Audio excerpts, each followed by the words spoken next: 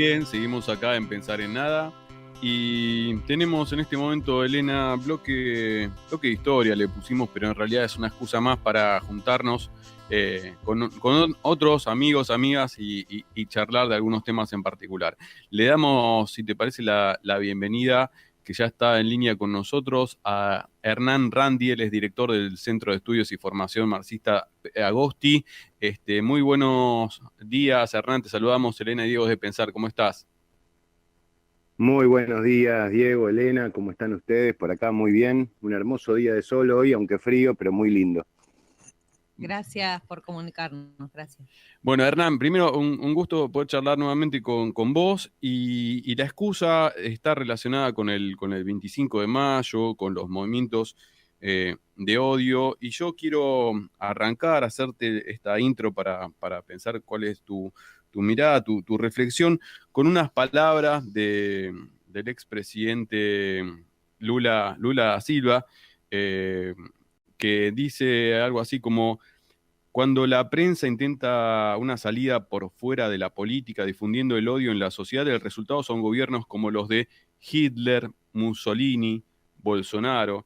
Y esto lo estoy pensando, lo estoy relacionando, porque lo decía también el presidente, con la negación de la política. Y en ese sentido, quiero que pensemos, o estaba pensando por ahí, eh, qué pasaba aquel 25 de mayo, pero no por volver a hablar sobre el 25 de mayo, sino porque a veces se nos da una versión medio edulcorada del 25 de mayo, y por lo menos los que admiramos a algunos patriotas desde esta casa de pensamiento, que pensar en nada, como San Martín, Belgrano y Moreno, recuerda palabras como la de Belgrano, de que el virrey tenía que irse, lo sacaban por la ventana. No era cuestiones de mucho, o sea, había diálogo, había debate, pero en algún momento había que ponerse más firme, ¿no? ¿Cómo recordás vos, sobre todo para pensar esto, ¿no? La revolución en términos de esperanza y no de movimientos de odio. A ver, tiene Emat- tantas aristas, ¿no? Sí, tiene un montón de aristas, pero es interesante pensarlo, muy interesante, porque uno puede pensar de que el discurso del odio o de cualquier régimen que quiere reproducirse y que se basa en el odio para hacerlo, es muy antiguo, ¿no?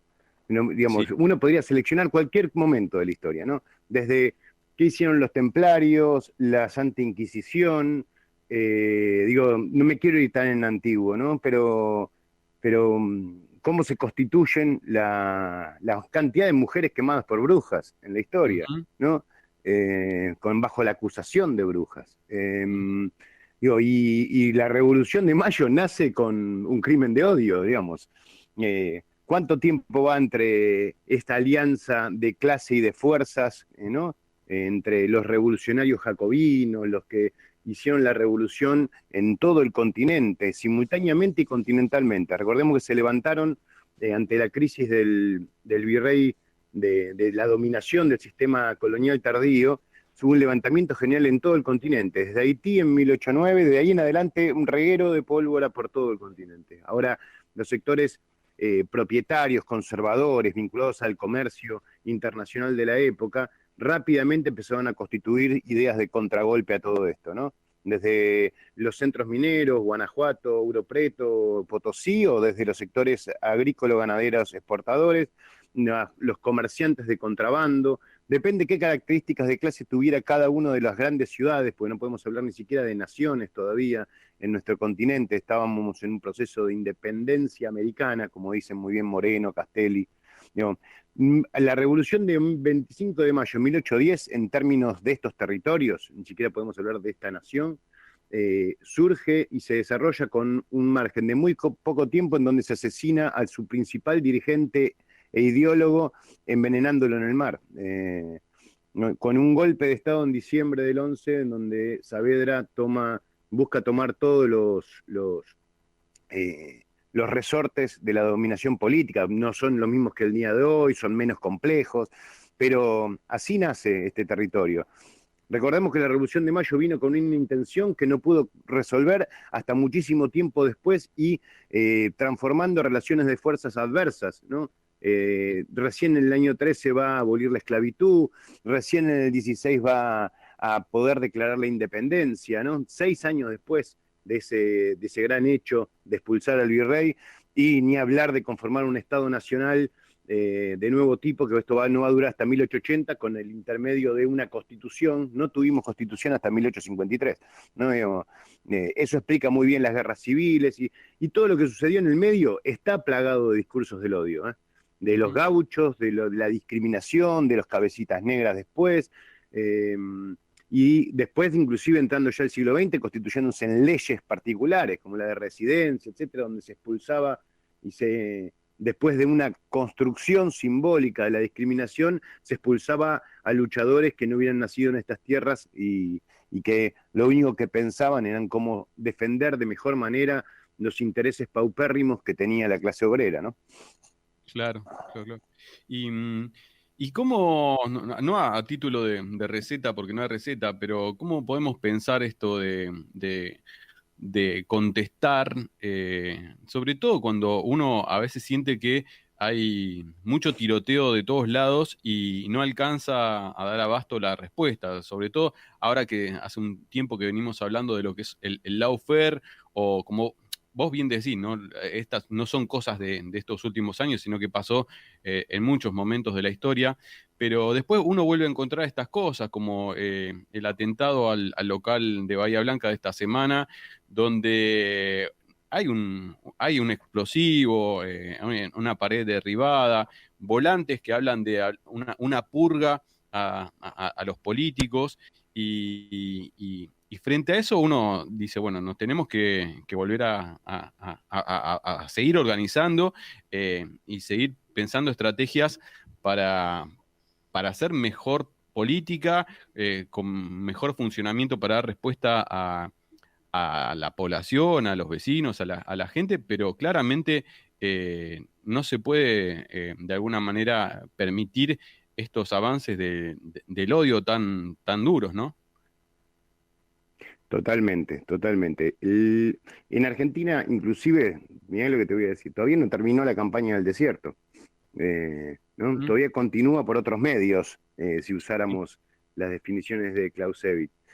Pero es como vos decís, hay que prestarle atención a la actualidad, y hay que prestarle atención porque la lucha de clases es así, digamos, la historia de las sociedades es la historia de la lucha de clases, y en el mundo, en el campo de las ideas, es el mundo de la batalla de ideas, y es el mundo de la batalla de los sentidos, de los valores, del mundo simbólico, de lo que significa lo que vamos constituyendo hoy en día para aglutinar, para organizar mejor a una idea de una gran comunidad internacional, ¿no? Una comunidad universal desde las particularidades, o sea, desde cada una de nuestras comunidades nacionales. Esto es una idea muy interesante que le agrega García Linera en estos últimos tiempos, ¿no? El tema del comunitarismo universal, partiendo de cada lugar. Ahora, el enemigo de los pueblos, las oligarquías, las clases dominantes, el imperialismo con su idea de recolonización de nuestras tierras, de nuestros recursos, de nuestros pueblos, no puede hacerlo de otra manera después de las grandes derrotas que le hemos aplicado en los últimos 15 años, de reagruparse y fundirse a través de un discurso del odio. Pero un discurso del odio además que tiene particularidades diferentes a cómo venimos transitando la cosa, ¿no? Digo, uno empieza a juntar la campaña electoral en Perú, está basada fundamentalmente en el eje comunismo o libertad, ¿no? Estigmatizando de vuelta a quienes no han gobernado nunca el Perú, no ha habido nunca ni siquiera un sistema socialista, pero el peligro y el miedo al comunismo. El alcalde de Madrid diciendo el día de la victoria electoral, somos fascistas pero sabemos gestionar, ¿no? También otra barbaridad, o la mesa de Juanita Viale con Babi Checopar y Patricia Burlich, en donde diciendo, ¿por qué no podemos decir que somos de derecha? Somos la derecha. Todo esto lo enlazamos con las movilizaciones de odio contra el gobierno nacional, contra nuestra soberanía, contra nuestra independencia, ejercida por grupos muy extraños que vaya uno a saber dónde se financian y cómo actúan en las calles para desestabilizar y para decir primero que la pandemia no existe, después de que faltan las vacunas. Y todo esto termina en estos últimos días con la bomba y con ese discurso de odio en el local del Frente de Todos en Bahía Blanca. La verdad que estamos ante una situación de peligro muy grande en la que debemos por ahí resolver mejor el campo de nuestras fuerzas en la batalla de ideas y también en el campo de la arena política. Ahora la pandemia nos tiene bastante limitados, ¿no? Uh-huh, uh-huh. Sí, te escuchaba y pensaba que, bueno, ahora el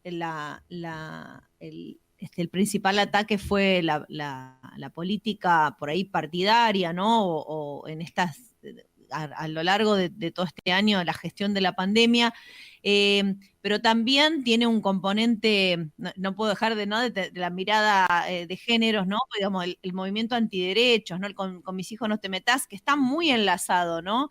Todo aquello que es distinto, lo de llamarle ideología de género, ¿no? Como arraigarse y arrogarse un derecho de proteger una... Que haces, Elena, porque justamente la disputa que el enemigo da, lo da en cada intersticio de la sociedad y del mundo simbólico y del mundo real. Lo hacen mintiendo muchísimo. También recordemos que no hace muy poco el plebiscito en Colombia, vinculado al tema de la paz, que finalmente lograron imponer su política, Uribe y Duque, que por suerte hoy les explotó en las manos, fue basado fundamentalmente en una campaña contra las ideologías de género. Digamos, centralmente estuvo eso. Lo que vienen acá a disputar van a instalar como una especie de orgía corrupta de la sociedad y no, digamos, malversando el sentido profundo de todo lo que es la pelea por la ESI, por la IBE, digamos, en realidad como conquistas de derechos de la lucha contra el patriarcado. O sea, que se enlaza con la lucha con el capitalismo, porque justamente lo que buscan en el fondo de todo esto es defender los intereses, que no se mueva nada en términos culturales, y defender los intereses de la vieja oligarquía financiera de siempre, que hoy cada vez más extrae ganancias y busca sacarlas del país. Entonces, para nosotros es muy importante enlazar esta lucha antipatriarcal por los derechos de las mujeres, por los derechos de los pueblos originarios, por los derechos de los ambientalistas, etcétera, con una disputa profunda por la soberanía de nuestros puertos, de nuestros astilleros, de entender, digo, perdón que la hago muy larga ahora, pero digo, concluyo con esto, es decir, nosotros muchas veces por desconocimiento, terminamos argumentando qué importante sería que exista la Junta Nacional de Granos y la Junta Nacional de Carne. Y nosotros nos olvidamos que la Junta Nacional de Granos y la Junta Nacional de Carne fueron medidas creadas por los conservadores. O sea, fueron en un momento de cerrazón de las exportaciones por el previo a la guerra, los conservadores buscaron asegurar su renta diferencial de la tierra y sus ganancias. La gran elemento diferencial que sucede con estos dos elementos es la creación por el primer gobierno de Perón de IAPI. O sea, y el IAPI le cambia la lógica a la Junta Nacional de Granos y la Junta Nacional de Carnes. O sea, quiero decir que si nosotros estuviéramos diciendo que queremos una Junta Nacional de Granos y una Junta Nacional de Carnes, sin un IAPI, sin control estatal, sin empresas testigos del Estado que puedan dirigir la economía, sin nuestros puertos soberanos, sin nuestros ríos soberanos, y sin astilleros para construir los barcos que necesitamos, muy difícilmente podríamos defender a fondo la soberanía nacional. Exactamente. Muy, muy claro, Hernán, muchas gracias. Nos vamos con esa idea. Y nada, nosotros compartíamos hace un rato un fragmento de la entrevista del cadete a presidente. El cadete también le manifestaba esto, ¿no? De los movimientos populares nos hemos expresado siempre en la calle, principalmente, y en este momento tan complejo frente a la pandemia, sabemos que no se puede salir a la calle de manera organizada. Justamente la prensa, los sectores conservadores, el monopolio de los medios de comunicación tienen cierta ventaja para llegar a la gente a través de las nuevas tecnologías, aprovechando que no hay calle. Pero nos vamos con esta idea, con este planteo que nos haces y lo tomamos y bueno, sumamos a tratar de repensar nuevas formas de organización y estrategias para llevar pensamiento y reflexión a a los movimientos sociales y populares. Un abrazo grande y será hasta la próxima entonces, Hernán. Dale, Diego, claro que sí, nos quedan siempre, cada vez que hablamos nos quedan algunos temas en el tintero interesantes para desarrollar, como es el tema de los gamers Pero bueno, ya lo haremos en una próxima oportunidad.